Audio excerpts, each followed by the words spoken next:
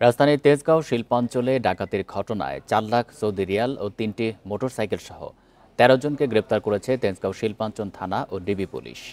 Bundle থাকলে প্রতি সেনমানিতে টাকা বাঁচবে। বিকাশ সেনমানি বান্ডেল কিনে জিতুন প্রতি লেনদেনে। ১ জুলাই তেজগাঁওয়ের কেন্দ্রীয় ঔষধাগারের সামনে ১০ থেকে ১২ জন মুখোশধারী ডাকাত দেশীয় অস্ত্র নিয়ে একটি প্রাইভেট কারে গতিরোধ করে।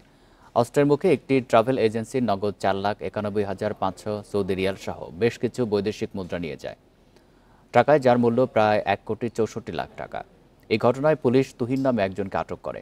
পরে তার তথ্যে আরও ১২ জনকে গ্রেপ্তার করে আইনশৃঙ্খলা বাহিনী।